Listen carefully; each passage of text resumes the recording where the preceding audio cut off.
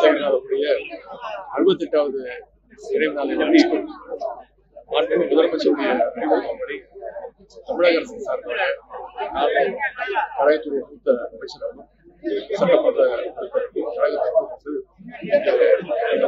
மரியாதை செலுத்தியிருக்கிறோம். அவருடைய சமூக நீதிக்காக அரும்பாடுபட்டவர், ஒடுக்கப்பட்டவர்களுக்காக பாடுபட்டவர் திரு இமானுவேல் சேகரன் அவர்களால் அவருடைய குடும்பத்திற்கு கோரிக்கை வைத்திருந்தாங்க. ஒரு மணிமண்டபம் கட்ட வேண்டும், சிலை வைக்க வேண்டும் என்று சென்ற வருடமே நம்முடைய முதலமைச்சர்கள் அதற்கான உத்தரவிட்டார்கள். உடனடியாக 3 கோடி ரூபாய் ஒதுக்கீடு செய்தார்கள். அந்த நினைவு மண்டபம் கிட்டத்தட்ட 95% நடைபெற்று பரமக்குடி நகராட்சி நினைவு மண்டபம் சிலை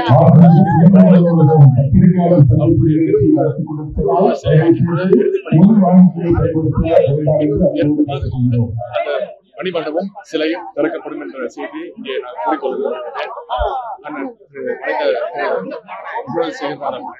பணி ஓங்கட்டும், அடுத்த தலைமுறைக்கு அவருடைய சமுதாய பணி, சமூக நீதி பணி தொடரும் என்று நான் சொல்கிறேன். நன்றி. அதிமுக பல அணிகளா இருக்கிறதாவும் பிஜேபி தொண்டர்கள் தான் சொல்லியிருந்தீங்க. அதிமுக பல அணிகளா இருக்கிறதாவும் பிஜேபி கொடைக்குள்ள அதிமுக தொண்டர்கள் இருக்கிறதா சொல்லியிருந்தீங்க. ஒரு மறைந்த தலைவருக்கு மரியாதை செலுத்த அரசியல்